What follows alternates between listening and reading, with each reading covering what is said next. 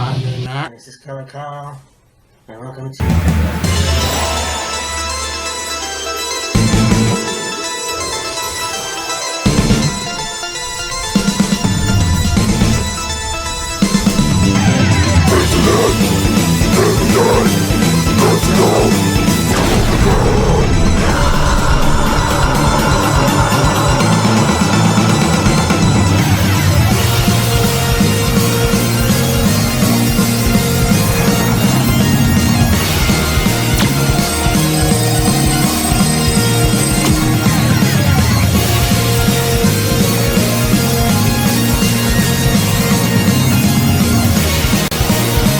Wheels of Fury, and I thought, we have no pay-per-views to talk about.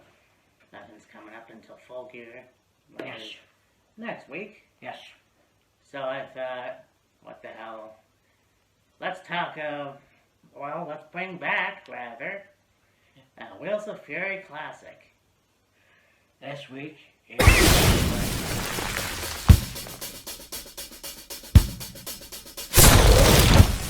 we would do these on a regular basis at least once a month, maybe twice a month, roughly. Yeah, and sometimes it's difficult because you try to remember what goes on. And unfortunately, sometimes you miss a show, sometimes something doesn't work out, sometimes there's a lot of pausing. I think with the thing of results, if we missed a show, it's still there, but with memory,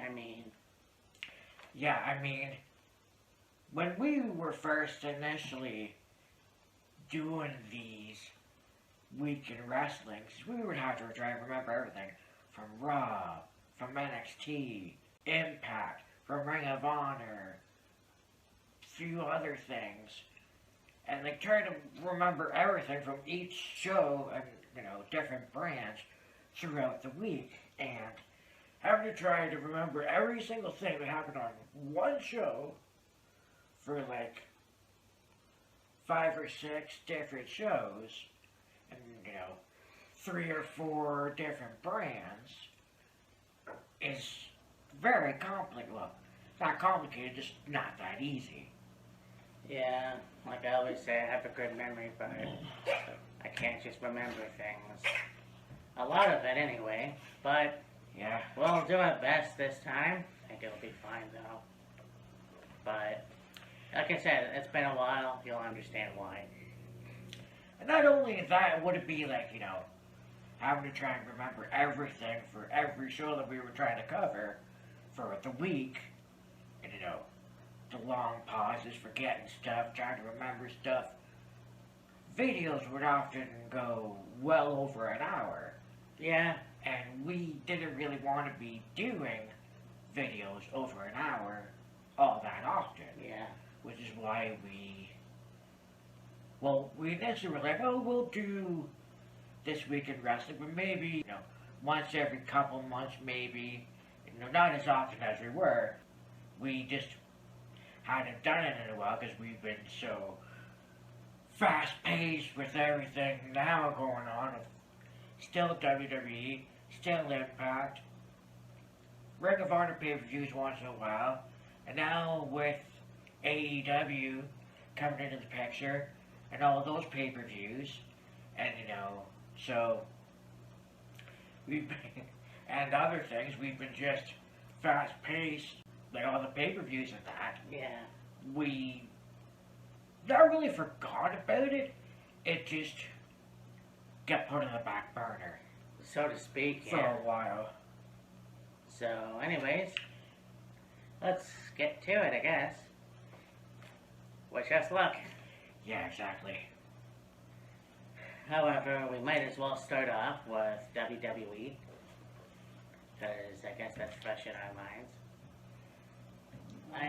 SmackDown's coming up tonight. Yes. So, we may have to finish this tomorrow. Because we have SmackDown Collision this week.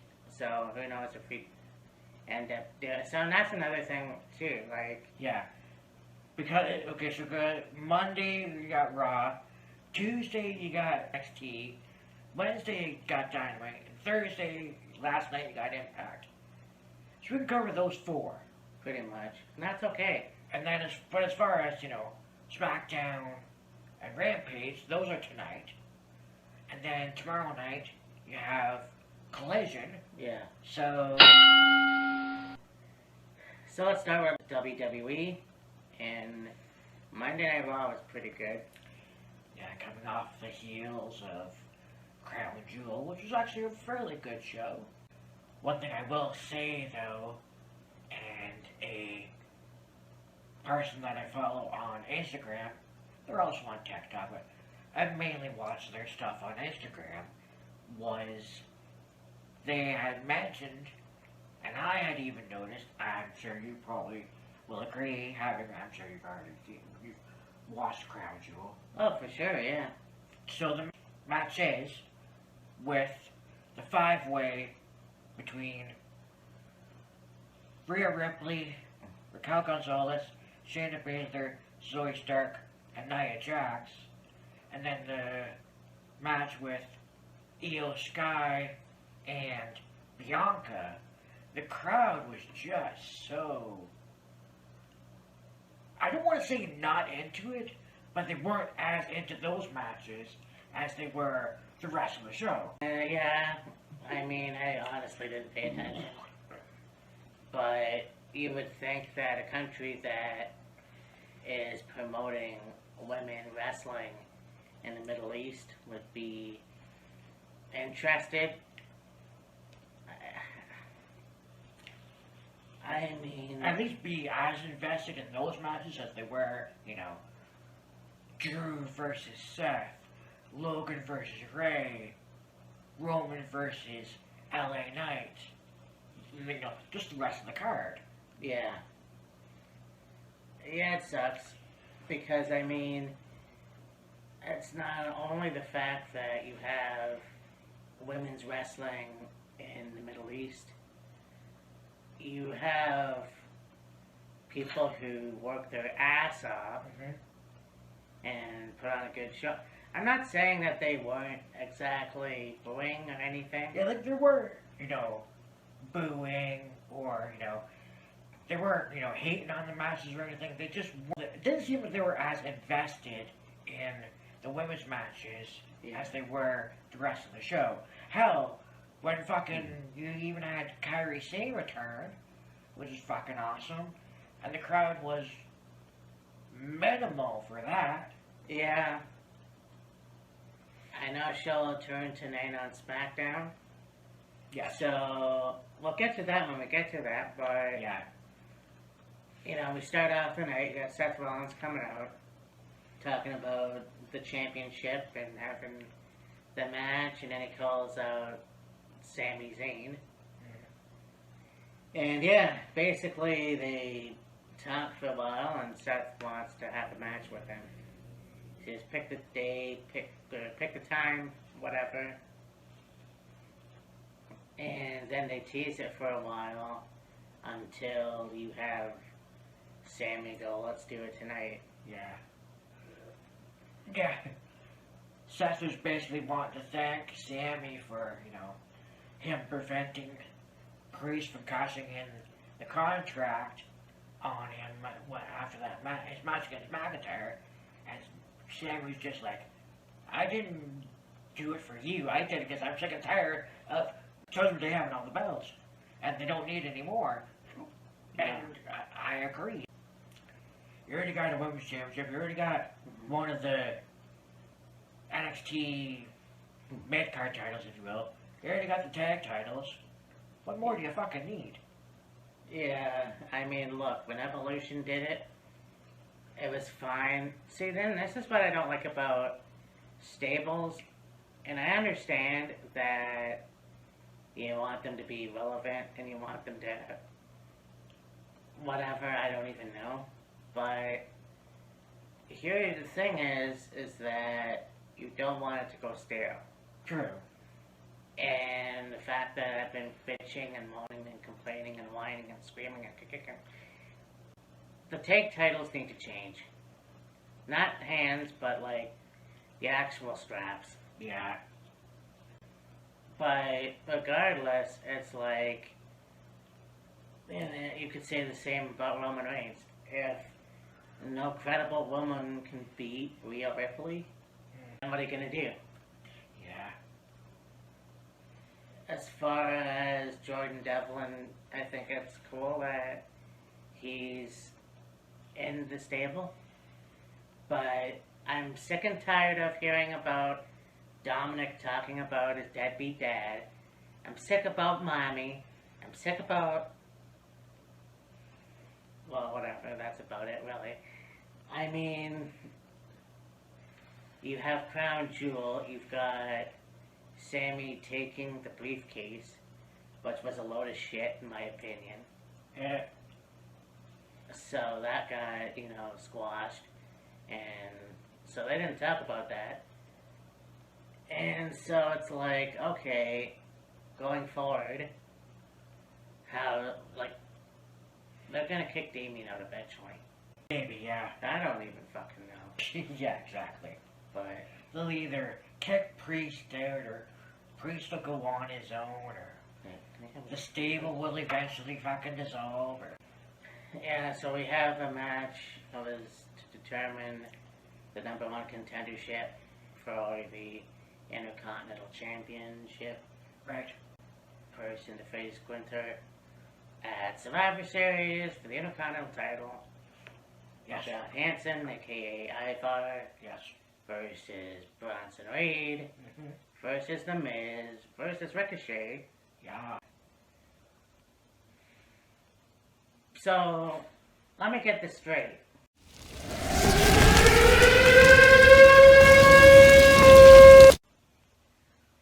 You have 3 guys who have never held the Intercontinental title. I mean, Ricochet, here's a guy that's been in the business now for a couple years.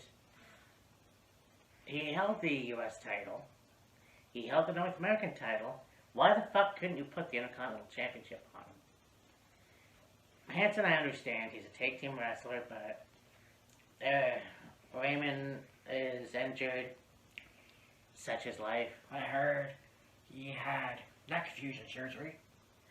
Yeah, and it's a severe thing, and I'm glad WWE addressed it. Right. Well wishes and everything, because it is obviously something to do with your head and your neck. Yeah. So, but The Miz? Yeah. The Miz? Really? Because, same. Well, not necessarily. Okay. I mean, okay, yes, it's Miz getting another shot at the Intercontinental title. And that aspect, yes, it's the same. But it is different in the fact that, it's a completely different type of challenger. Well, yeah. It's not fucking Miz versus Dolph repeatedly, Miz versus whoever repeatedly, Miz versus this person. Miz having 3 or 4 matches with one person for the Intercontinental title 10 times. It's true. But the thing is that Gunther's been the longest reigning Intercontinental Champion, and you're going to put him against The Miz. Now, granted, I don't see Miz going over. No. So it's like, okay, really, you had a missed opportunity. Yeah. I mean, I'm pretty sure you're going to see Ricochet versus Walter. But Probably at some point. I mean, whatever. There is that whole thing where last week you had Miz and Gunther having an exchange of words, and Miz was like, when I held that title I made it prestigious, and Gunther's like, yeah, but not as prestigious as I've made it in my long, illustrious reign as champion. I'm the longest reigning Intercontinental champion of all time, and you're just whatever he said. Yeah. You're just second or whatever it was. So essentially, you've got the longest reigning Intercontinental Champion going against the guy with the second most accumulative Intercontinental title reigns. Yeah, also 2-time Grand Slam champion. So that's cool. But I'm just meaning as far as oh, the Intercontinental title is concerned. right. Yes. Well, I'm not saying it's gonna be a bad match, but you could have given it to somebody like a Ricochet, somebody that is younger, more hungrier, more athletic, whatever. But I mean, we'll see what happens. I think, Miz being a face, that's fine. I think that's interesting. But, Yeah. I mean, yeah, we'll see. Yep. Also got the debut from NXT. We've got the Creed brothers Yeah. with Ivy Nile. Yeah. Yeah. I think that the Alpha Academy has grown on me. Yeah. I mean, you take somebody like Maxine Dupree, you put her in a god-awful stable with Mansoor and Mace. Mansoor, Mosse. It could have worked, It could have. but, for some... I think once they took LA Knight from being Max Dupree and reverted him back to LA Knight, that's when the whole thing just went straight in the fucking toilet. Yeah. I mean, could they have continued it on with just, Mace and Mansoor and Maxine? Sure. Why they didn't, who knows? Well, and the thing is, too, is that you've elevated Otis. Well, yeah. Somebody that I know you didn't like at some point, and that's... It's not that I didn't like Otis. I've always liked Otis. When he was with Tucker and Heavy Machinery, they were a good tag team. Oh. Otis is a great, very entertaining, really good wrestler, athletic-ish. It was just that whole fucking stupid storyline. With Mandy and Dolph. Mandy, Dolph, Lana. Or Mandy and Dolph and Otis and, yeah, that whole shit show. Yeah, that's true. Anyways, that was a good match. Creed's won, obviously. And, you have 4 really high-caliber collegiate athletes in, Chad, Otis, Julius, Brutus.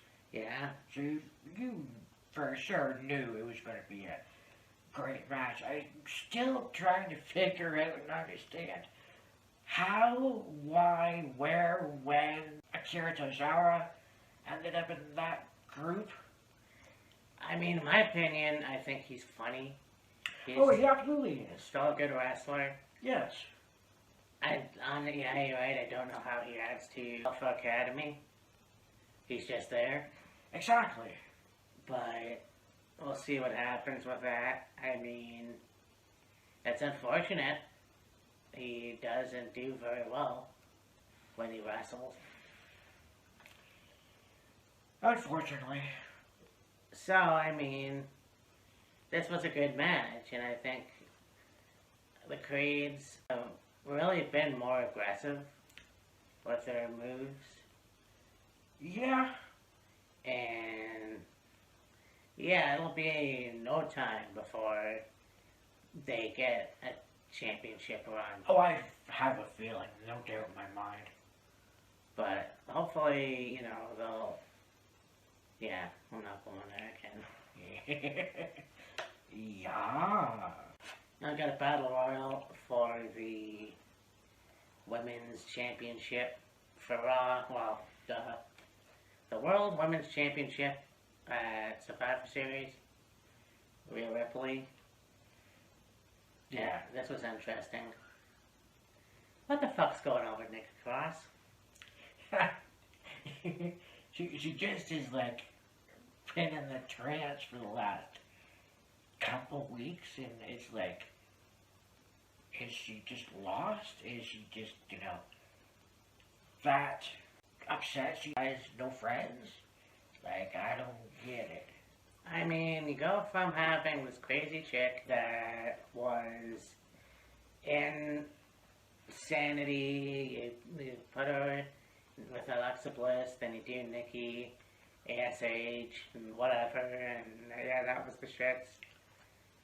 I mean, it wasn't that bad, but whatever. And then, you go back to Nikki Cross of old, her NXT days, and then you have her being mopey with Candice LeRae, and now she's in this hypnotic state, and it's almost like, I mean, it was funny having Raquel and Nia throw her out. Yeah. But, yeah, I mean, this was a pretty good battle royal. I mean, Zoe Stark won. Right. Yeah. Did you watch Raw? No. So, I mean, it's gonna be Zoe versus Rhea. Yeah, I mean, it'll be interesting.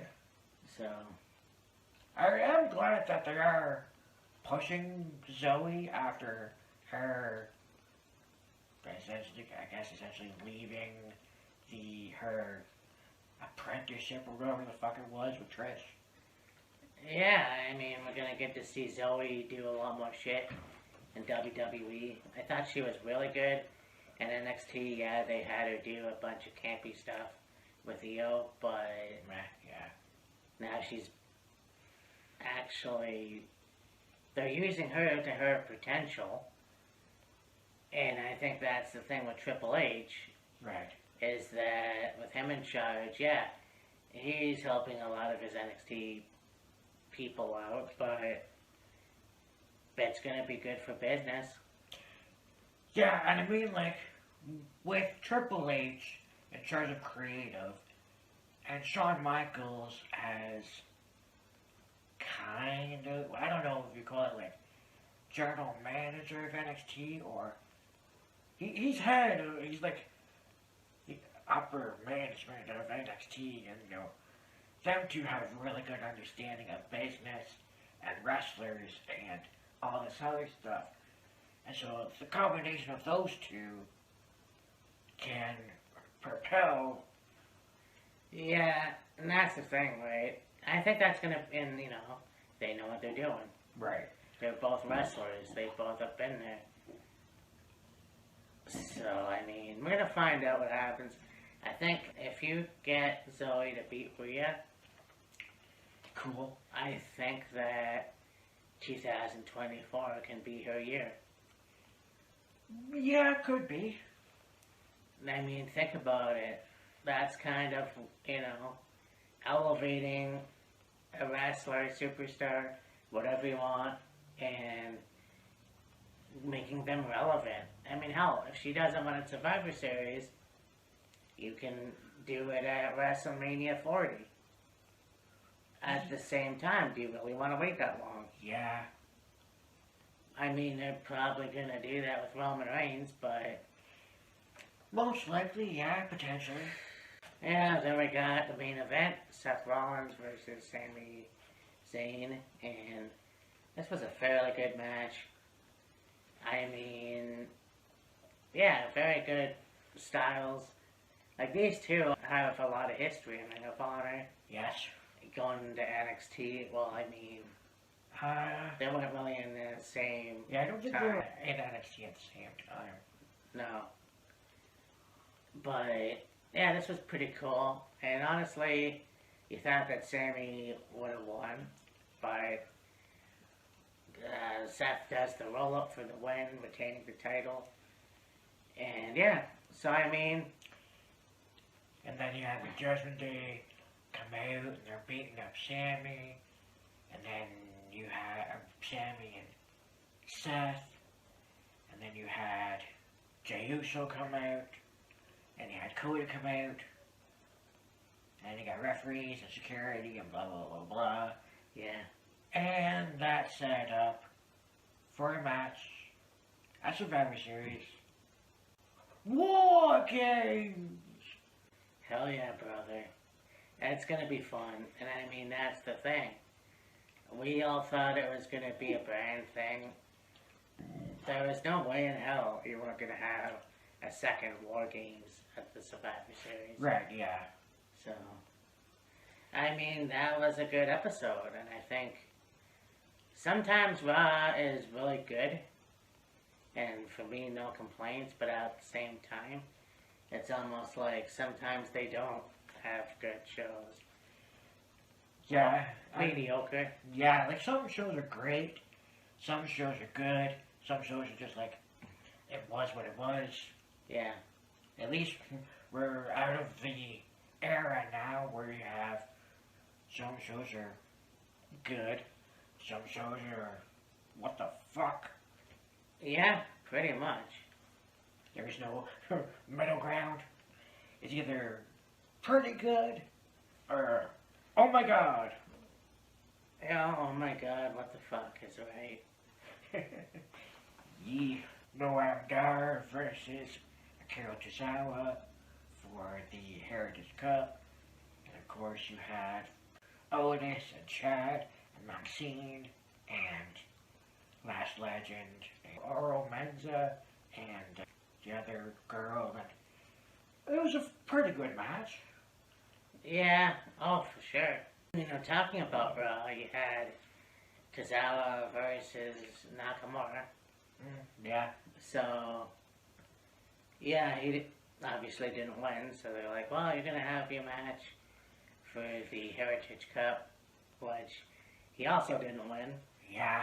Which is really sad, but I mean, at the same time, it's like, I don't know when Akira is going to get a win. Exactly. It's like, I honestly don't remember his 205 days. And I'm sure he had a lot of good wins in Evolve or Japan or whatever, but it's kind of like, okay, he's not a lost cause. I really do enjoy seeing him, but when is he going to get his due?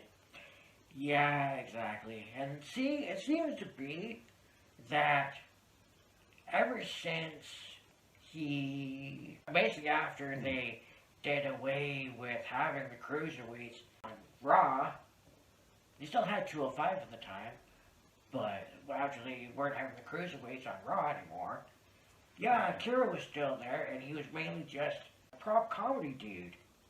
Yeah. I mean, he was fucking doing that part of that whole god awful fucking shit show with the 24/7 championship. And then after that, it's just, he's a comedy guy. That's it. Yeah. Yeah, no, I know. It's almost, it's sad, it's almost at a point where you don't even give a fuck about Tozawa anymore. No, it wasn't funny, no. I wouldn't give a fuck about him either. But, I mean, that's really his only saving grace is the fact that he's fucking hilarious. yeah. I mean, and he's got, well, I mean, yeah, perfect timing. It's just, when the fuck is he gonna get a win? That's the problem. Yeah. But this match, obviously, you knew he wasn't gonna get the cup. And this is Yeah. all based on the thing from Halloween Havoc. Which was, like, it was entertaining and funny. At the same time, it was like, you did all of that just for a shot at the Heritage Cup, like for a match against Noam for the trophy. Yeah. What? Anyway, Yeah. so next we'll move on to Tony Stratton versus Fallon Henley for a spot in the Women's Iron Survivor Challenge for her deadline. And a fairly good match. Yeah. I guess they don't believe in Fallon Henley. Maybe, I don't know. I mean, look, I think Tiffany's a good wrestler. I think she carried the title well. She had a hell of a match with Becky. Yes. It's just, I just want to see what's so special. Yeah. But at the same time, she's still very young, so she's still, I don't think she's green as piss. No, I just think that, there's still a lot of potential for her, yes, and still quite a ways to go. I am digging Ariana Grace. Yeah, So I want to see more from her. I want to know where that's going. I don't hate Tiffany Stratton. I just think that, I mean, where does Fallon go from here? yeah, I know. Before this match between Fallon and Tiffany, you had Lyra in the ring and, talking about how, she beat Becky for the championship and how Becky's her idol and her friend and, who would have thought that a girl from Ireland would end up as champion and, made Ireland proud, 2 Irish women main eventing a show and all this other stuff. Really good speech from Lyra. And she's like, I'm gonna prove, all the doubters wrong, and I'm gonna hold this title with pride and all this other stuff. And had Braun Breaker versus Von Wagner in a pretty good match. Yeah, I'm at the point now where it's like always expecting a swerve. Yeah, I don't know why, but I had thought that Robert Stone might have turned on a late night. I'm not sure why. Yeah, really. But yeah, this was a fairly good match. I think that Vaughn really sold the injury he had. Yeah. But obviously, he lost badass spear. And then, Then of course getting powerbombed through the table. well, yeah, I was going to mention that. Still being powerbombed through the announce table. So it's almost like, and then of course you get Robert Stone going, yeah, I knew you can do it. You did it. It's like, you could have did that during the fucking match. Yeah. So, It's like they're really trying to show that the relationship between Wagner and Stone isn't just like a big badass wrestler and his mouthpiece manager. They're, becoming friends. I mean, that's great, but Yeah. Vaughn needs a win. Vaughn needs redemption. Oh yeah. I'm sure he'll get it. No, he will. It was definitely quite funny though, having, Breaker get the win over Wagner, and then it looked like Breaker was going to do some more damage on Vaughn, and here comes Robert Stone with a chair and hitting Braun in the back, and he reacted, and then he got up like nothing. I was like, why wouldn't you just no sell the fucking chair shot in the first to begin with? Like Robert hit him with the chair, he reacted, he kind of went down to his knees, and then got back up and was staring down Mr. Stone, and then, I think he forgot, wow, I'm supposed to be a powerhouse. maybe, I don't know. He's a Steiner, so. Yeah, anyway, then we had Roxanne Perez and Kalani Jordan Roxanne! versus Lola Vice and Elektra Lopez. Pretty good match. I'm very impressed with Roxanne. And I mean, I had no doubt. I think her days in Ring of Honor were great. Yes. And so, like, this was kind of, yeah, this was a really good match. I think that Elektra Lopez and Lola Vice, a very good take team. Yes. So the fact that, they work well together, Yeah. it's just, like, they'll get the tag team titles at some point, but it's a matter of when. Yes. So, I would like to see Roxy have the NXT Women's title again. Yes. A little longer this time. Yeah. I just don't know what the fuck happened last time. But, yeah, I think that she should get the title again. And who knows, maybe she will at Deadline. Possibly, yeah. So, And we had Otis versus Drew Gulak in a match. Yeah, this was pretty good. Again, both very good wrestlers. Yeah, You got the powerhouse of Otis Stosevich. You got, again, also kind of funny sometimes, but also a very good technical wrestler in Drew Gulak. yes. So I'm kind of, waiting to see. By the way, what do you think of that stable? Right now, I could honestly give a shit less. Okay. Like, okay, Drew Gulak as a heel and, being that badass guy that can stretch people out and hurt people. Okay, that's good. Shirley Dempsey, the Brit that can, that has a pedigree, that can stretch people out and hurt people and whatever. Cool. David Kemp, collegiate wrestler. I'm not really sold on him as a heel. Yeah. Great wrestler. Not really, I haven't done very much with him. And the other dude basically weaseled his way into a match. Oh, with the help of Fallon Henley, only to turn his back on her and join those three. It's like, Yeah. I mean, when it was just Charlie Dempsey and Drew Gulak, it's like, okay, let's see where this pairing goes. Both, really good technicians, submissions, stretch you out, hurt you, beat you up. And then, David Kemp joined them. It's like, okay, you got the three of them. They're put David Kemp with them. So I guess he doesn't get lost in the shuffle because he really wasn't doing all that much. He had a few matches, but it was like, hadn't seen a lot of them. Yeah. And, interested in seeing where they're going to go with those three. But, like, as time's gone on, they added David Kemp, and then they added, I don't even remember his fucking name.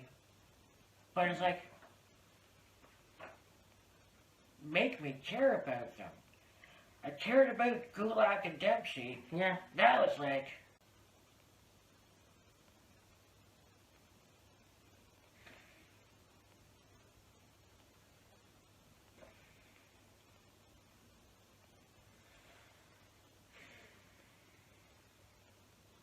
are we gonna do anything with these guys?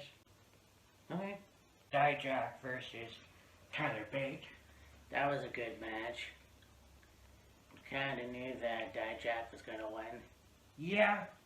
I mean, yeah, that's the thing. I think Tyler Bate is a very good wrestler. He's very, he's got that whole Zen personality, Yeah. I guess, which I think is awesome. And, I got Dijak, who is, one of the toughest guys in the business. We could date back to Ring of Honor, and Yeah. his first run in NXT, it's like, I think this guy should have been the NXT champion by now. I could see that. As far as, Tyler Bate, it's like a matter of time before he gets another title shot. I think so at some point. Yeah. But, we'll see. It was a good match. You take those two guys and you put them in the ring together and two different styles, but obviously knew that Dijak was going to win. Yeah. So, Oh, then. I will say this though, I think that there was a segment with Ilya Dragunov talking about Baron Corbin, Yes. and yeah, they have met before, wrestled before rather. Right.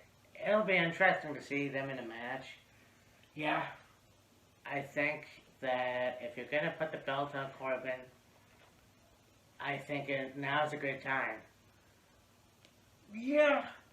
Because you put a guy back in NXT, he's very good at what he does, he reinvented himself, and it's like, alright, Yeah, exactly. And that's how I feel about that friggin' group with Damon Kemp and Drew Kulak and Charlie Depps and the other guy. Yeah. Like, okay, great. They're together. They're, Drew Kulak's having matches. Come on, let's make something of them. Yeah. And then, of course, you have the confrontation with Carmelo Hayes and Trick Williams.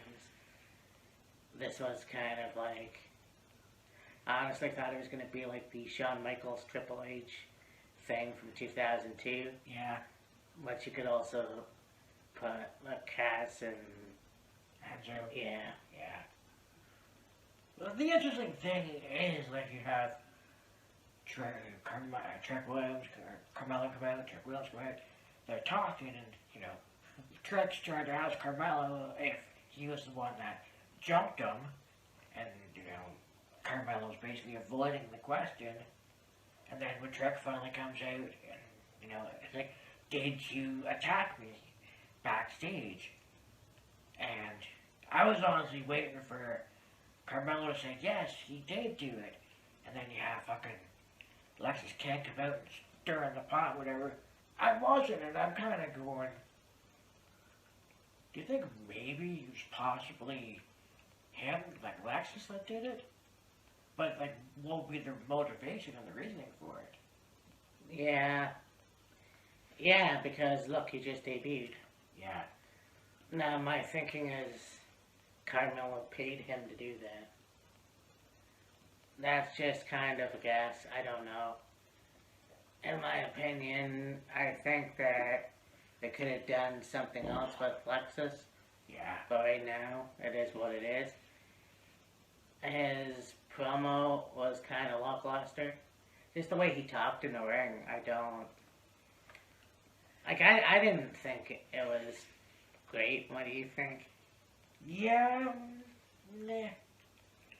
Not bad. Like, when you compare his stuff in AEW, it was almost like a hell of a lot better.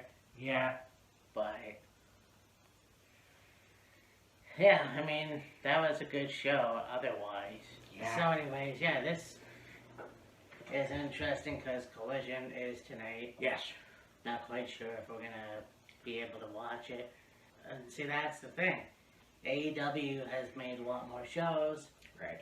And it's like, because we used to cover a lot, and now it just seems like it's extra. Well, it's not so much the fact that it's extra. It's just, when we first initially were doing This Week in Wrestling, like I said, we would do Raw, we would do NXT, we would do... Word at first, then we started doing Ring of Honor, we'd do TNA, Impact. Yeah. And we could pretty much cover everything from the week in one video. Yeah. Now, because of the fact you have AEW and you have Dynamite on Wednesday, you got Rampage on Friday, and you got Collision on Saturday. I mean, okay, we can cover Dynamite, and then we'd either have to see if we can find Rampage to watch it, and then talk about it, or find it, like, the results of Rampage, read them, talk about it, or highlights of Rampage, watch it and talk about it. Yeah.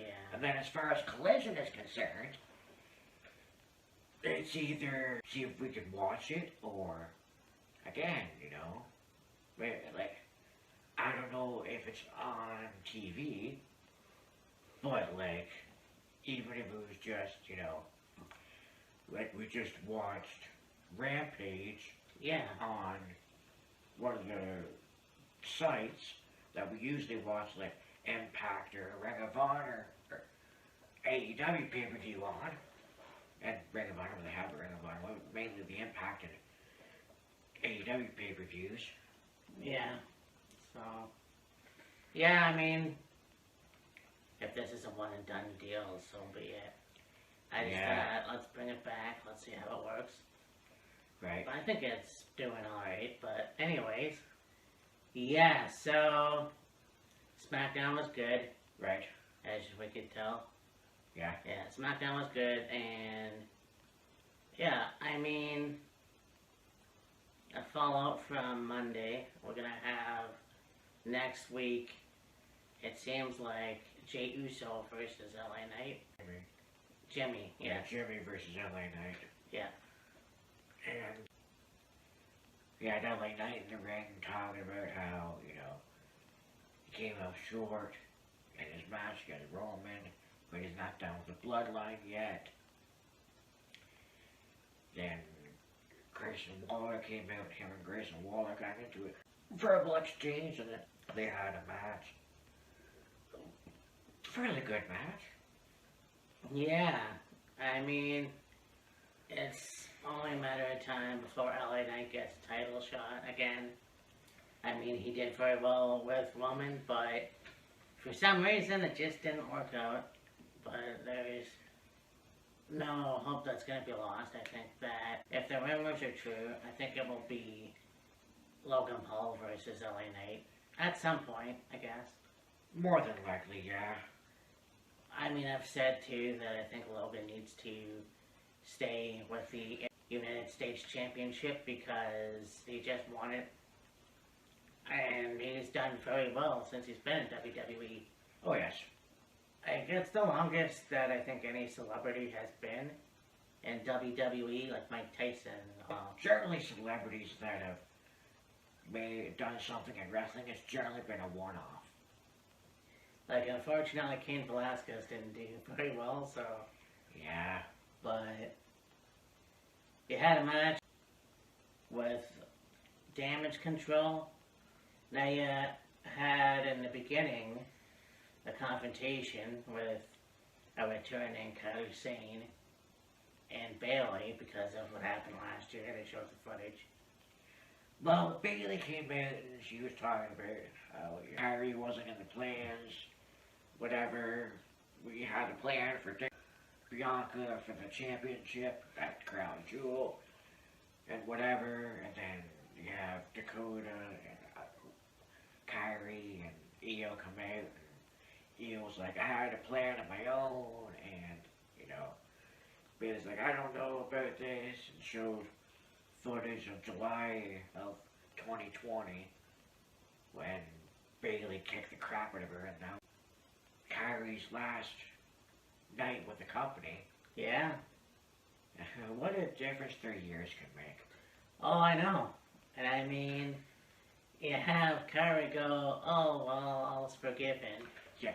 And then she spreads her arms out. I thought that was pretty funny. I acknowledge you as the leader of Damage Control, and I forgive you, and, Kyrie's wanting to hug Bayley, being like, I don't do that anymore. I'm not a hugger. I don't do that anymore. They all fucking hug, and then you got Bianca coming out, and she's like, oh, I learned my lesson. I don't know. I shouldn't have gone into that match on my own. I should have had backup, and then you had Charlotte come out, and you had Oscar come out, and, which will ultimately be a 6-woman tag match. You got Oscar, Bianca, and Charlotte versus Kairi, Io, and Bayley. I think Dakota is not quite cleared yet. Oh, yeah, that's right. She is injured. I forgot about that. Yes. But I'm glad they're still having her on the TV. Yes. But I mean, yeah, this was kind of a shocking thing that happened during this match.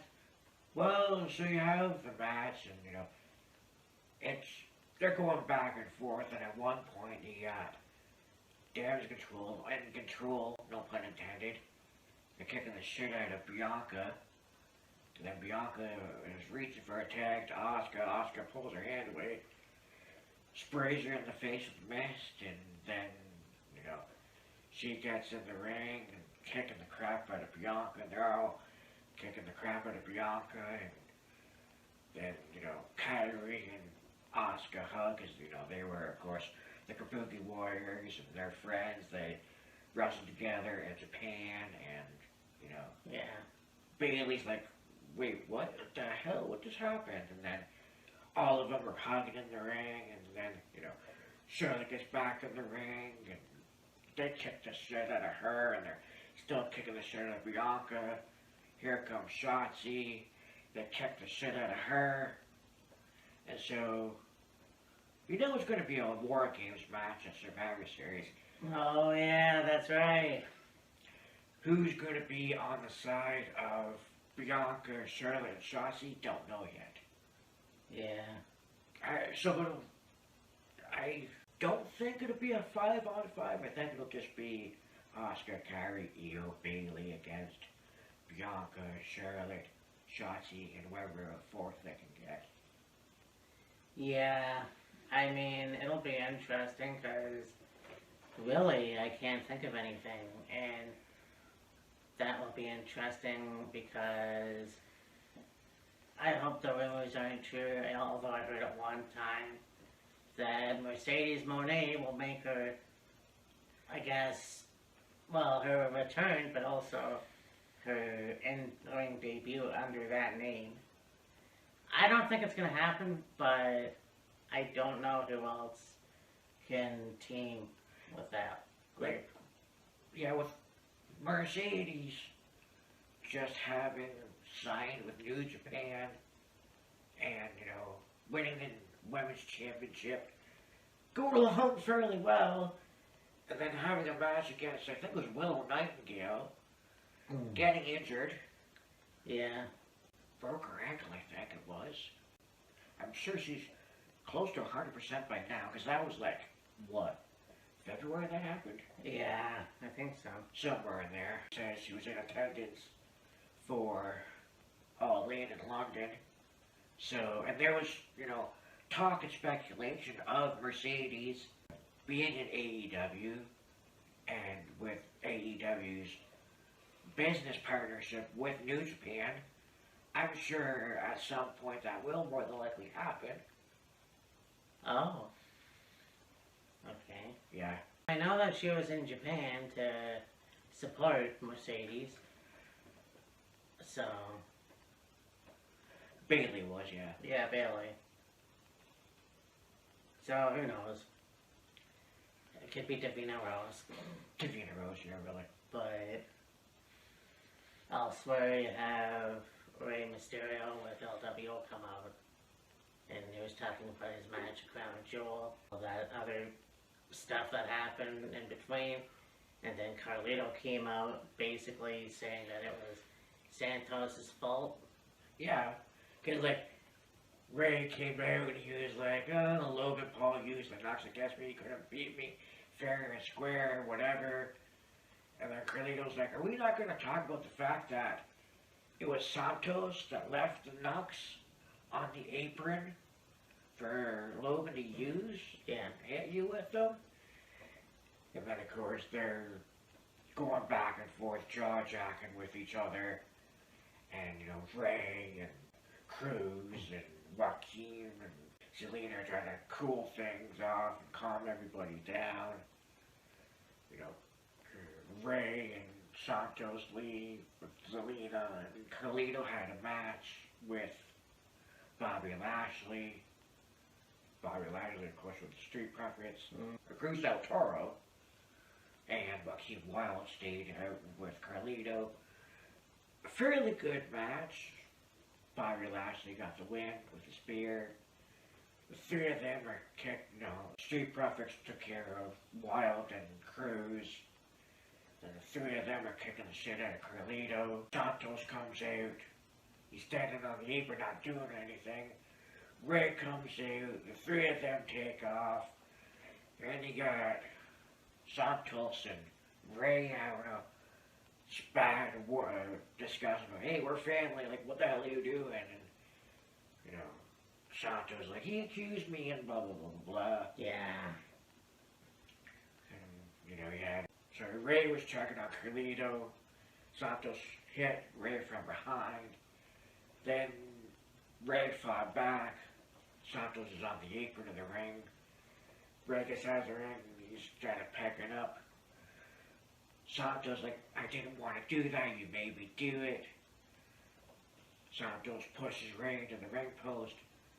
Ray's kind of sitting on the top of the steps with one leg between the steps and the post, and Santos drop kicks the steps, and then of course you got, you know, Zelina and Cruz and Wild, like, what the hell are you doing? And Santos like, it's supposed to be about me, it's supposed to be about us and the legacy, whatever the fuck. So it looks like that's gone through, I guess, is Santos being a heel now, apparently. Yeah. I mean, once again, like Drew McIntyre, I think it is a little bit justified. Justified? Yes. I always think it's a little bit early, in my opinion. Well, yeah, that's true. I don't know. I think it was inevitably going to happen mm-hmm. with already the kind of, like, with Ray and Santos already having competed for in a couple matches, and so it was like there was a bit of tension there. The tensions ramped up after Crown Jewel. I think they could have ran with that a little bit longer. You know, Ray really questioning Santos' loyalty to the LWO. Santos doing everything he could to prove his loyalty to Ray and the LWO, and then eventually turn. But okay. They did what they did, what they did. See, what else? LA Knight and Grayson Waller, LA Knight got the win. They had Kevin Owens on commentary because Corey Graves is with Carmella. She just recently had her baby. Congrats to them. And he's got this illustrator. He's talking about, oh yeah, I punched him in the face, and they look like this, and they look like that, blah, blah, blah, blah, and then Austin Theory and Grayson Waller come out and they confront Kevin Owens, and, you know, he's like, oh, you can do commentary, when you can't get involved, or we're going to suspend you. It's like, of course you're going to do that. Yeah, that kind of pisses me off. Well, we just watched a thing where apparently next year McMahon's are back. And it looks like it is official. Paul Levesque and Stephanie are divorced. So it seems. So Maybe, I don't, yeah. So they're planning on doing this thing with Kevin Owens, bringing him back. I think he will be involved at Survivor Series and possibly going back to Raw, which kind of diminishes what the draft was all about. Yeah. Well, yeah, like you have Cody bring in Jey, so it's like, oh, we had Jey go over to Raw for SmackDown. We need a Raw star to go over to SmackDown, so let's have Kevin Owens. And now it's seemingly Kevin Owens is going right back to Raw. It's like, so you had Kevin go to SmackDown for what, a cup of coffee? Yeah, what it fucking seems like. Like, honestly, what the... Anyway. Yeah. You have another match with Dragon Lee and Cedric Alexander. Yes. That was fucking cool. I think, you know, sometimes I go, okay, too many matches is overkill, but I mean, A, you haven't really seen Cedric in a while. Yes. And, you know, you have Dragon Lee on SmackDown, so you might as well do something with him. And yeah. Honestly, this was a hell of a match. Yeah, a really, really good match. Two really very talented, athletic, high flyers. And it's weird to me how ever since the Hurt Business split, they didn't really seem to do a whole lot with Benjamin and Alexander afterwards. They did have them team up again. Yeah. As a tag team for a little bit, then of course Sultan got released. Yeah. So at least now we're getting Cedric on TV again and getting the ball rolling again with him. So we'll see where that goes. Yeah, and I mean, I don't think they'll put a U.S. title on him or anything like that, but at Probably least not. they're using him more, and, you know, you look at these two guys, first off, Cedric coming from Ring of Honor in 2018, 19? Something like that, yeah. Well, actually, no. Well, the Cruiserweight Classics. Yeah. So whatever the hell that was. I think it was in 17. Yeah, But I think so. he comes from that, the CNC Wrestle Factory, Yes. with Caprice Coleman, coming into WWE. You had no idea what was going on. The fans wanted him, and yeah, he was the Cruiserweight Champion for a while, and then they did the Hurt Business thing, and yeah, so now he's doing something again in WWE. You got Dragon Lee, also coming from Ring of Honor. Yeah, come from Ring of Honor. Competed for a little while in AEW as well. Oh yeah, With Roosh. yeah, his brother Roosh, I think Bandito. No, I don't think Bandito. Well, the Faction and Go Monopolies. Yeah. But he's also, once again, so yeah, he's the brother of Roosh, Yes. and I can't remember who else at the moment. Also, the father, or the son, sorry, of, can't remember his name. So that's how good I am with that. Yeah, exactly.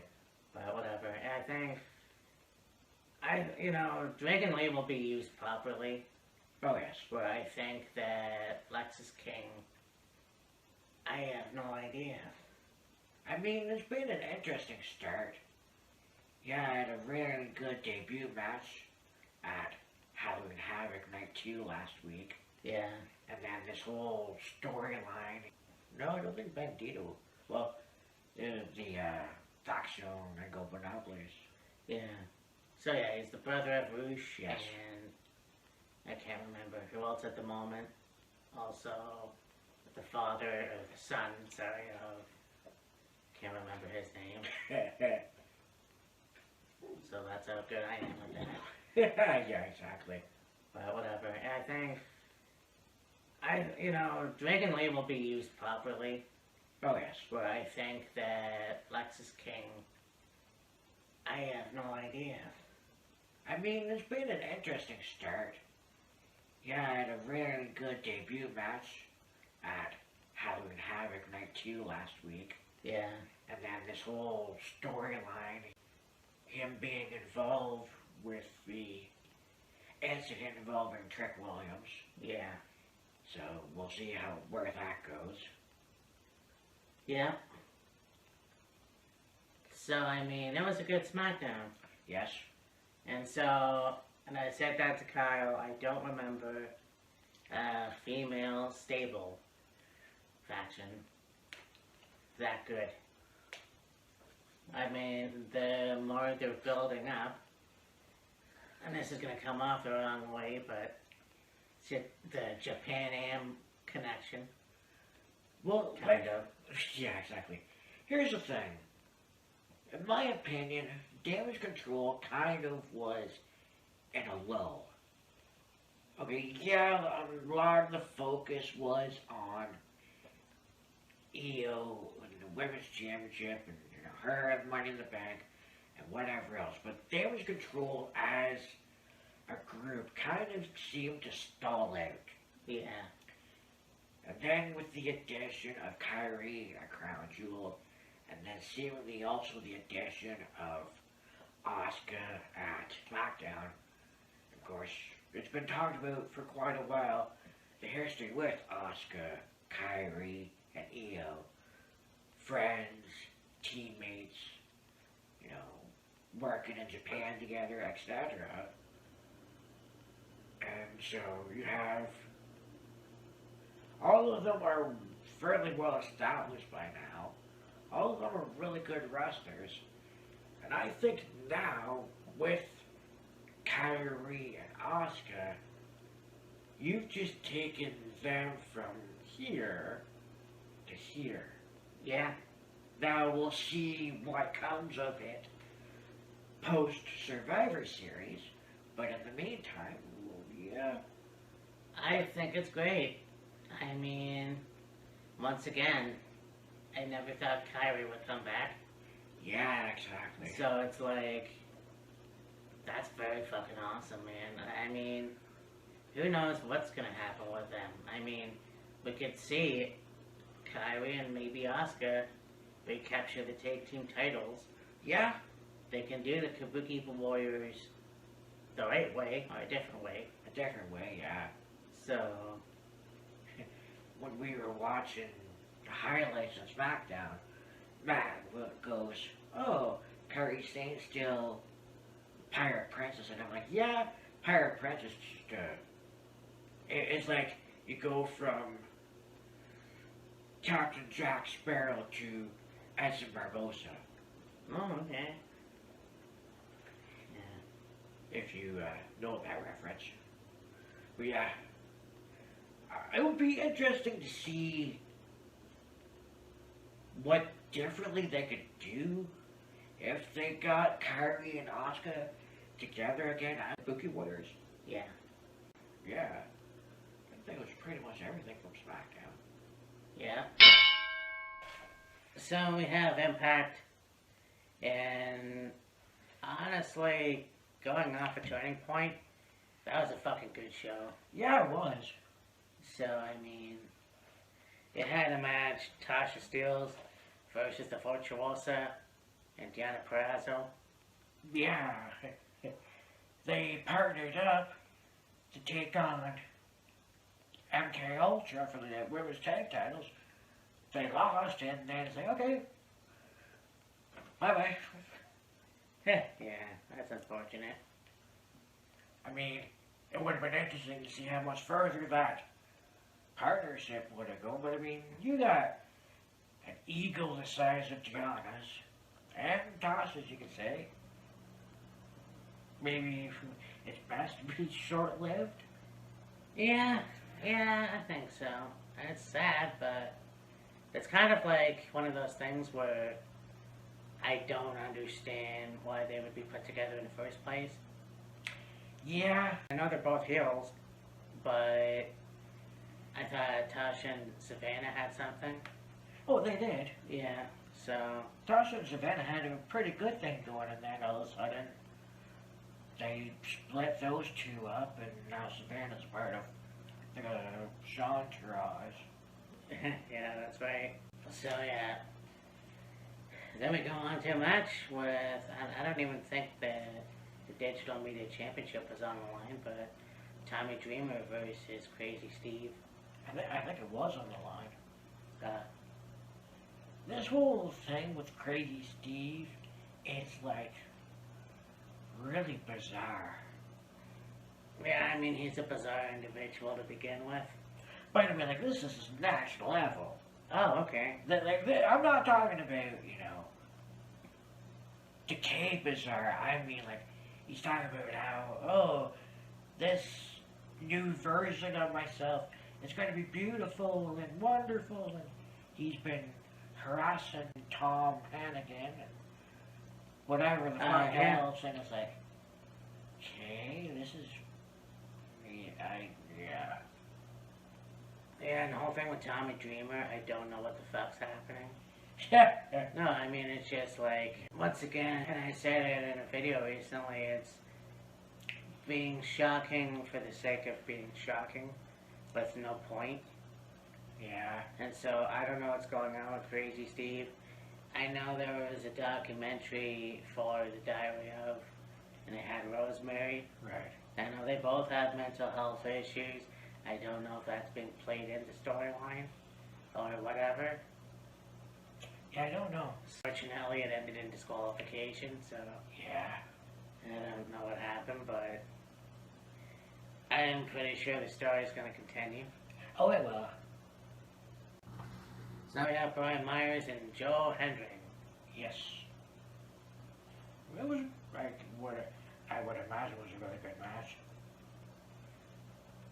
Yep. Brian won with the roster cut. Roster cut, yeah.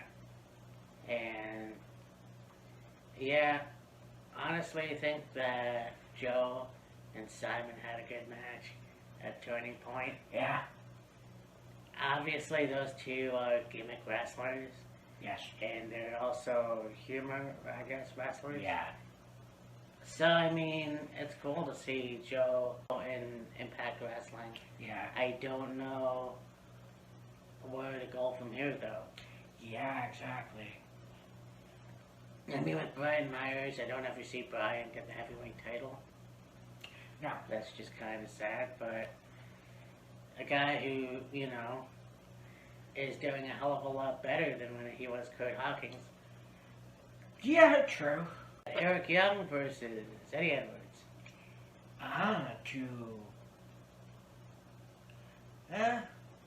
I guess kind of Impact Originals. I mean, Eric's been around pretty much since the beginning of the company, and he didn't come in until later, but... Yeah, Eddie was more or less New Japan, then Ring of Honor, teaming with Davey. Yeah. In fact, my brother asked me where Davey is right now. He did wrestle on MLW for a while. Right, okay. But not sure where he is at this point. Yeah, I'm not sure what he's up to nowadays. So, I mean, yeah, Eric Young, definitely a guy that started, yeah, basically the first and only Knockouts champion for the men, I guess. Yeah, well, yeah. Teaming with ODB and, yep, what is that? World, I can't keep forgetting. World Elite? World Elite, yeah. Yeah. And I saw a promo, well, and I said this before, but I remember watching an in-ring promo and listening to Eric Young. I'm like, fuck, how many cigarettes do you smoke? Yeah, really. But, anyways. It was a little while ago I came across the ups and downs from Turning Point just to see what else was on the card that or what we didn't see. Like, we saw pretty much the whole card, but we didn't see, like, usually on YouTube, there is a pre-show for Impact shows, and I didn't see it when I was here before we started. But they had a match, a tag team match. It was Eric Young and Josh Alexander against Subculture. Yes. Yeah, I didn't see that one either, actually, but I did hear about it, so. Yeah. Also, Grado was in there. Yeah. Not quite sure what match it was, I can't remember. Grado and Rhino against, I think it was another tag team match. Grado and Rhino against, I don't even remember. I miss that guy. Yeah. Yeah, I could maybe can put his cape and mask back on and be O-Dog again. Okay. Anyways, I won with Foul Driver. Yeah. We had Dirty Dango and Oleg. Yeah, I'll say Vladimir Kozlov. Against two guys I think I might know a little bit of, but I don't really know that well. What were their names? Nick and Storm. Nick Storm, yeah, whatever. Yeah, well anyways, Dango and Oleg won. Yeah. I will say that I enjoy that team. I think here you have two guys that didn't really cut it in WWE. Yeah. I mean, unfortunately, Johnny Curtis didn't win any titles in NXT. No, he was mainly just, again, a comedy wrestler with Tyler Breeze and the Fashion Police. Well, yeah, but I mean before that. Even before that, yeah. But, and then of course you got Vladimir Kozlov, who was like... was a wrecking machine, and then he turned into a comedy wrestler too. Yeah. Now some other days. But, yeah, I mean, it is what... I think Dango is a good wrestler. I mean, yeah. the stuff he did in WA with Rodney Mack Fuck. Yeah. You have the main event, you got Jonathan Gresham, who lost against Alex Shelley. Yes. So, I think Jonathan's a heel now, from what I gather. Yeah, it seems that way. Still a very good wrestler. I'm not quite sure where they're going with him. Yeah, I'm not exactly sure where they're going with him either. But then again, I thought Alex Shelley might have turned heel at some point too. Like he's obviously still a champion.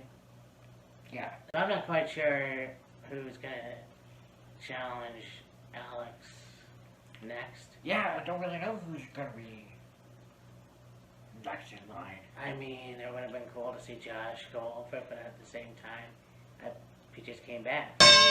So just finished watching Rampage. Yes. That was a good show, and that's probably my second or third time watching it. Right, yeah. So obviously, you'll see guys that you don't normally see. Yes. Like Ricky Starks versus Preston Vance. yeah. That was pretty cool. Yeah. I mean, I honestly didn't want to see Ricky as a heel again, but I mean, it's working. it is working. I mean, there's certain wrestlers that are good at being heels, wrestlers that are going to be good at only being face. That's just the way it is. Yeah, like there are certain wrestlers that are good at only being a heel. There are certain wrestlers that are good at being a face. And then you got those rare ones that are really, really good at both. Oh god, yeah. So yeah, this was a good match, but yeah, very much cocky is Ricky Starks. Yes. He did go over. Yes. So we'll see what happens with him. I don't know. I mean, I think maybe see another TNT championship run. Well, right now, him and Big Bill are the tag team AEW champion. tag champions, so gonna go with that for a little bit. Yeah, speaking of which, Big Bill was on commentary. Yes. So Then he got involved in the match, and Ricky Starks hit Preston with a spear. yeah, Then, of course, after the match, Big Bill and Ricky are kicking the shit out of Preston. Here come Roosh and Ricky's still like the other yeah. member of LFI. And then of course you had the backstage interview with Chris Jericho Yeah. and Renee Young, and he will have his match in the Tokyo Dome with Tenosuke Taneshka, Konosuke Takeshita him.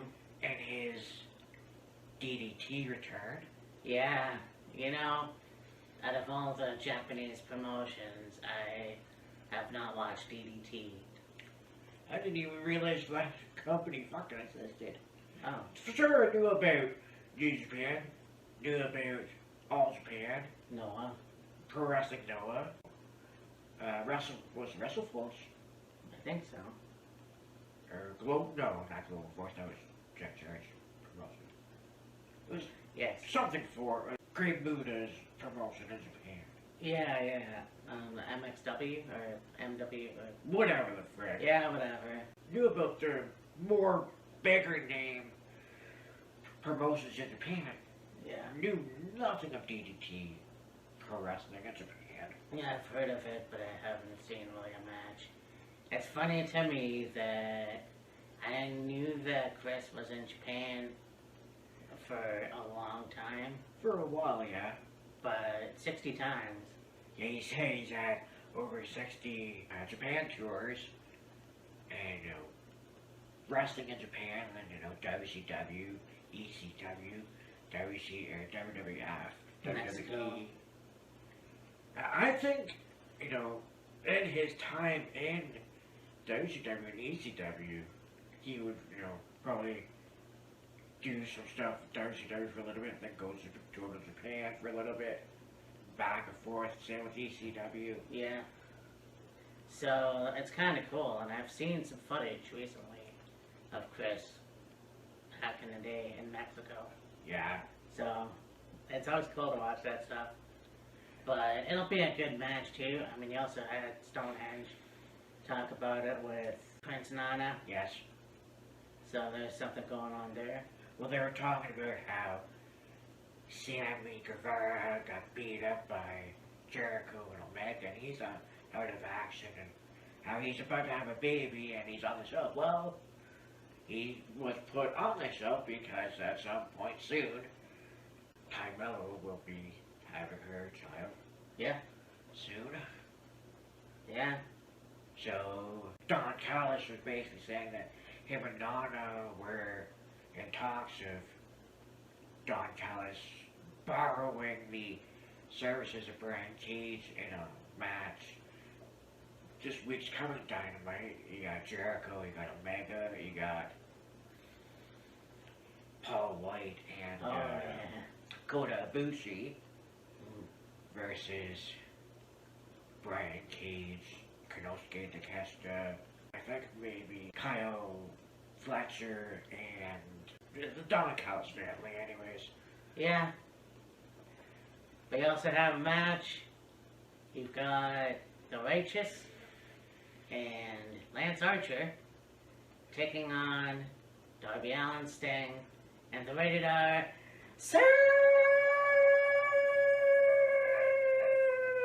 Superstar Adam Copeland. Collision tonight. Yes, on Collision. Tonight.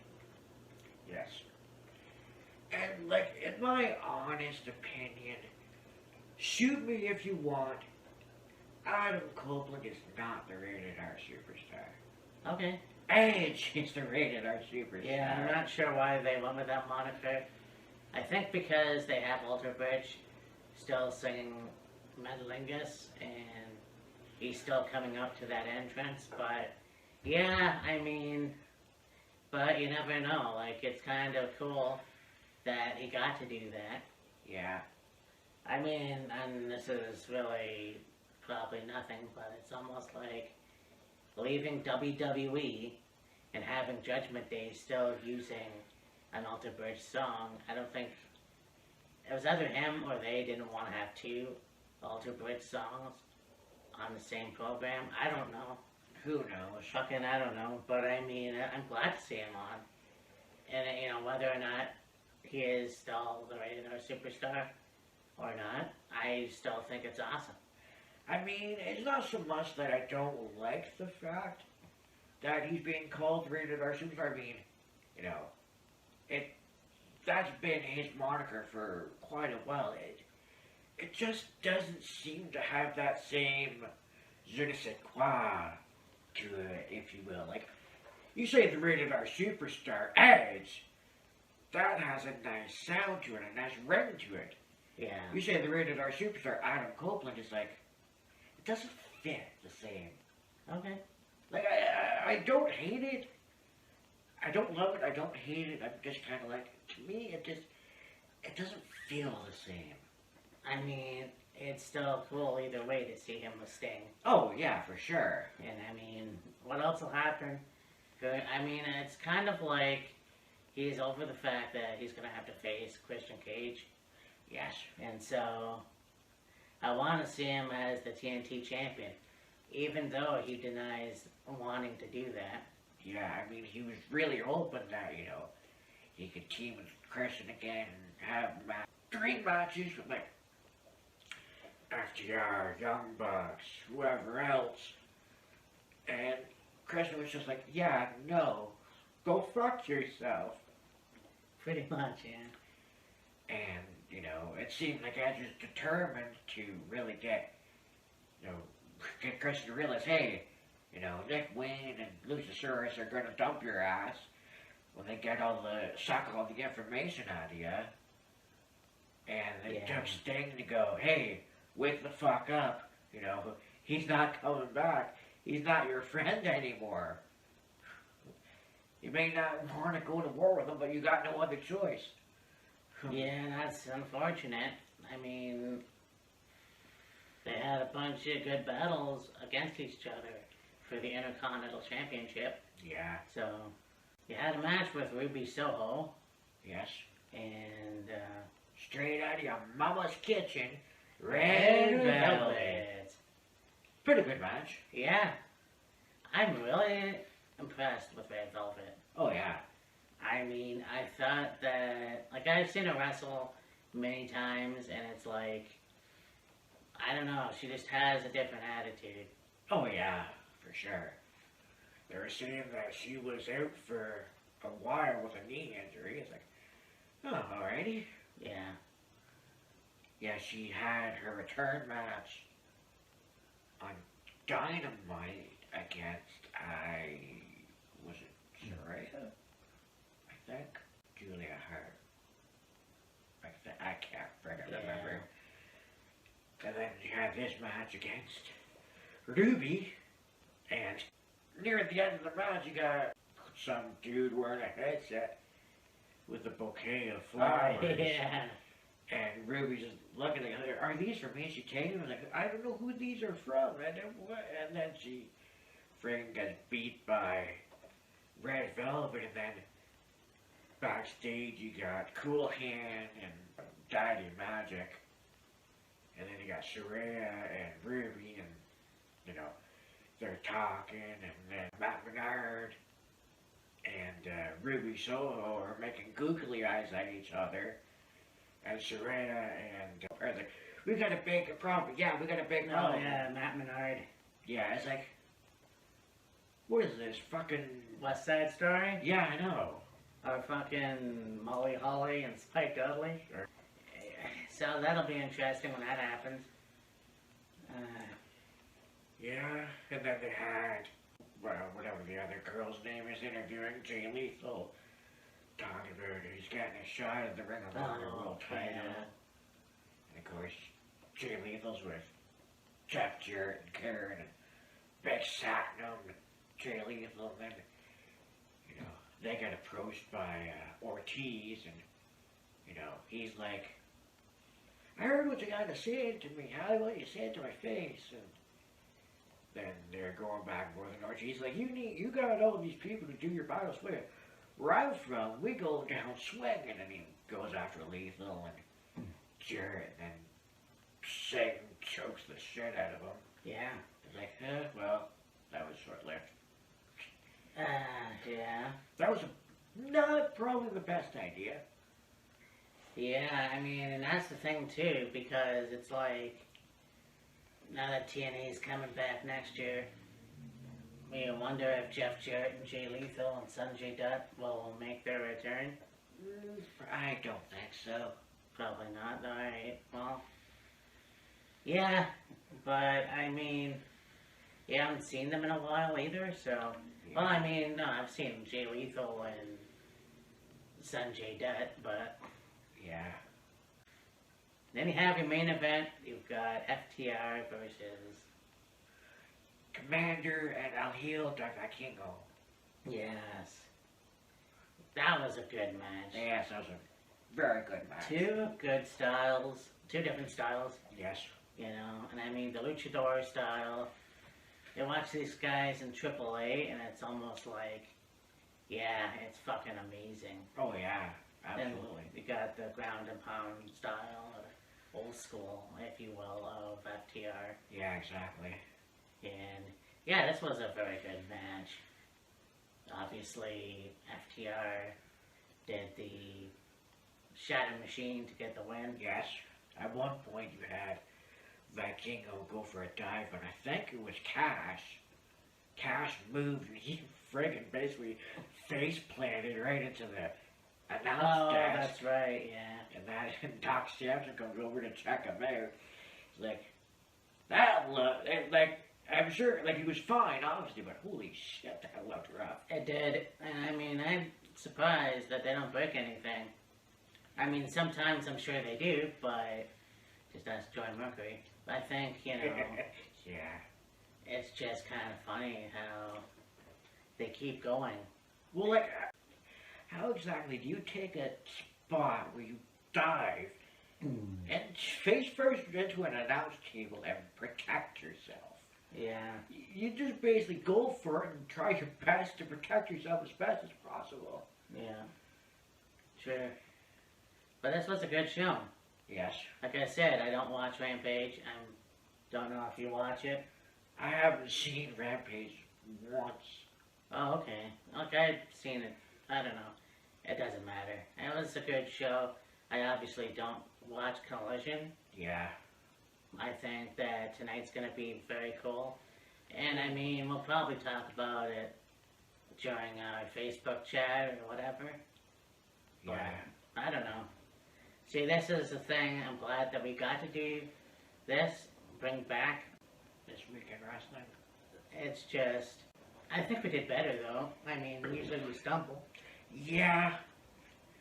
There's a lot of ums and ahs and, long, deep thinking pauses. Yeah. So at least we were able to, rattle off more about Raw, SmackDown, NXT. Yeah, but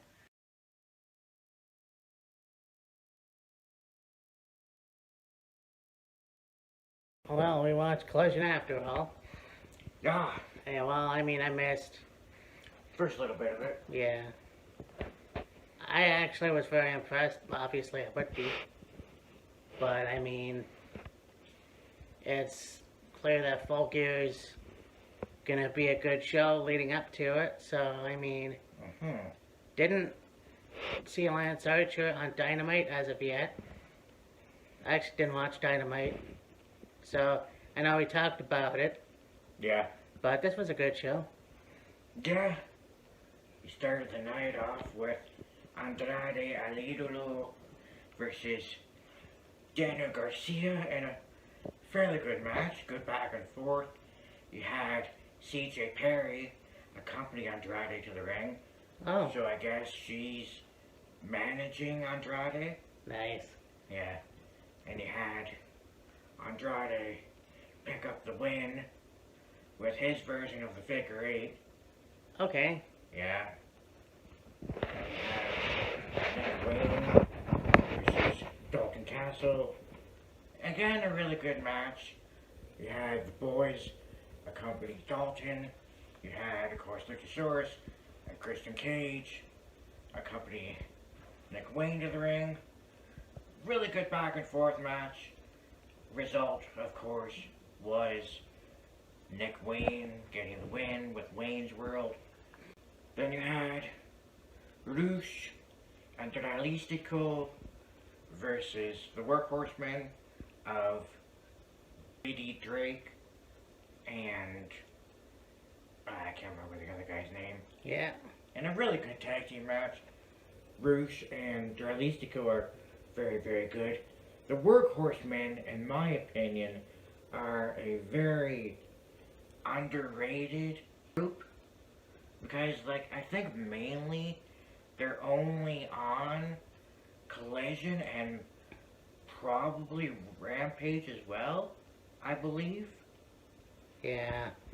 But Draglistico and Roosh got the win on this one. Right. And you had the biggest phony in the history of the business since Cowboy Bob Orton, Roderick Strong, take on one half of Top Flight and Darius Martin. Yeah. A really good match. At the start of the match, you have, of course, Roger come out in the wheelchair, and he's got the neck brace on, he's got the glasses on, and they take the neck brace off of him, and he's struggling to stand up on the chairs. For fuck's sake.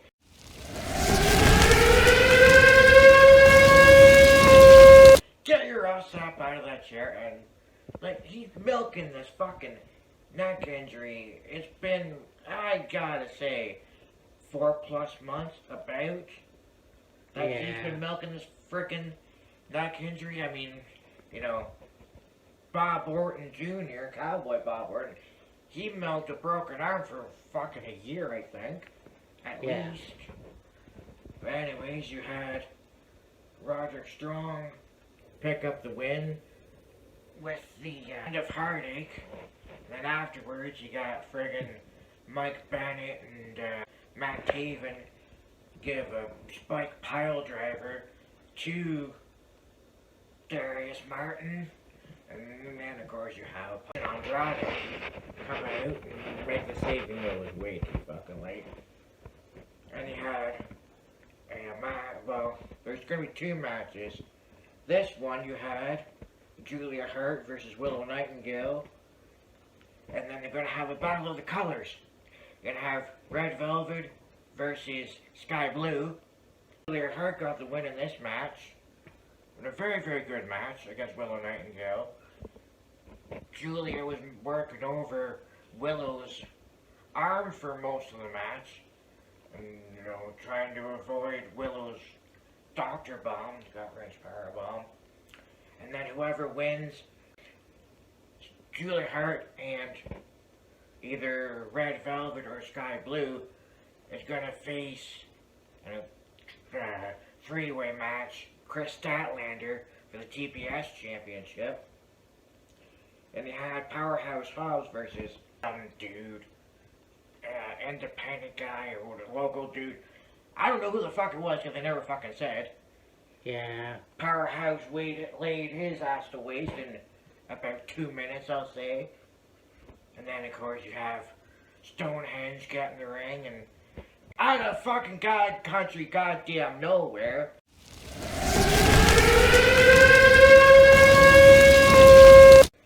Here comes Kyle Fletcher all dressed up in a suit. It's like, why the fuck weren't you out there, you know, when with Stonehenge and Hobbs? Don Callis mouthing off to Paul White, who was on commentary, and then, you know, he's like, oh, I took out 2 giants in Japan, whatever the fuck. Hobbs, take care of this giant, and you know, Powerhouse like, oh, I'm a big man, whatever the fuck, and Paul stands up and pushes over the hood of the desk, and then the 3 of them walk off. He's like, oh, alright, whatever, this is for, of course, leading into the 8-man street fight on Dynamite next week. Paul White, Chris Jericho, Kenny Omega, and Kota Ibushi versus Kyle Fletcher, Powerhouse Hobbs, Brian Cage, and Rouch. And the main event, you had Lance Archer and the Righteous versus Sting, Darby Allin, and Adam Copeland. That was a really, really good match. Test the chemistry of Sting, Darby, and Copeland.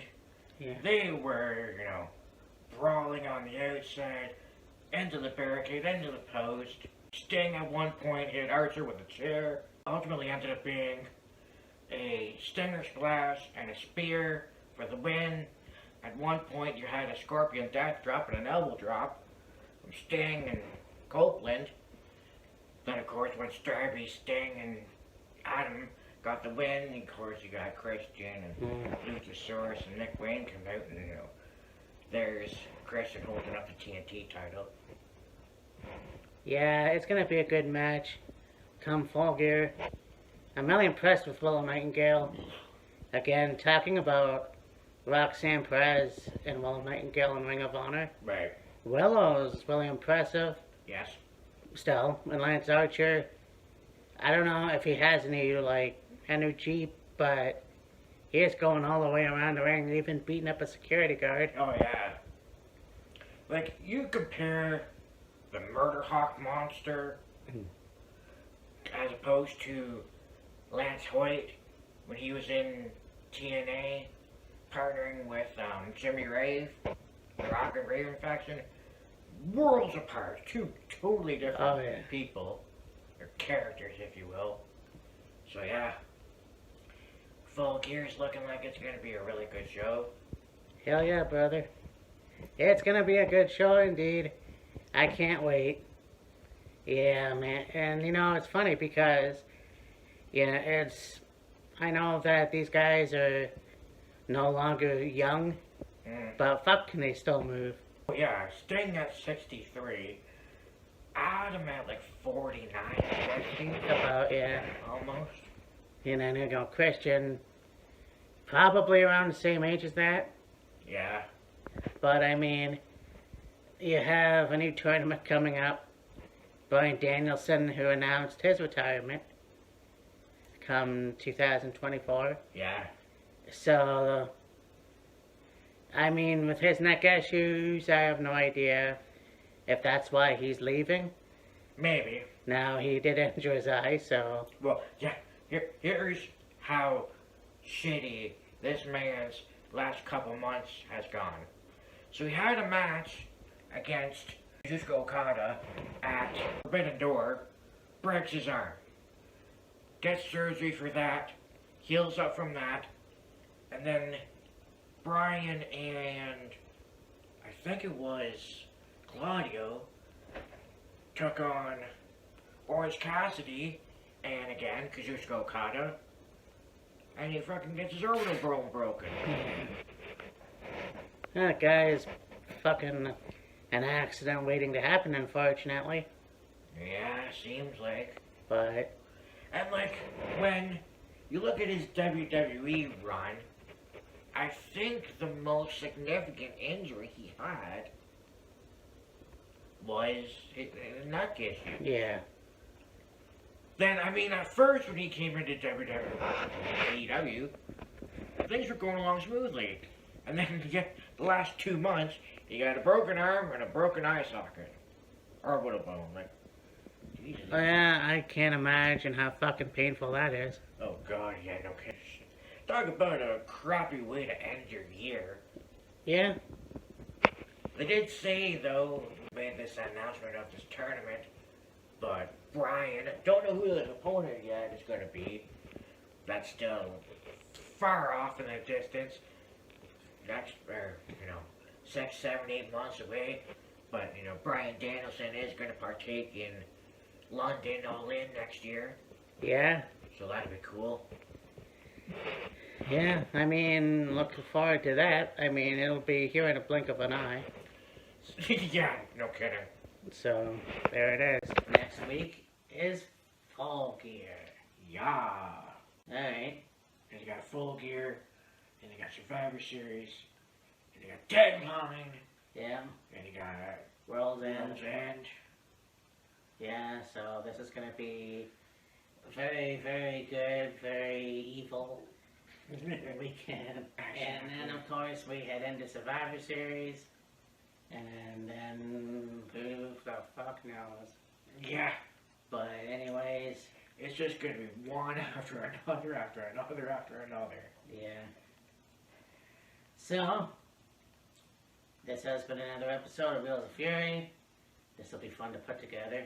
Yeah, exactly. The color scheme, at least. Yeah.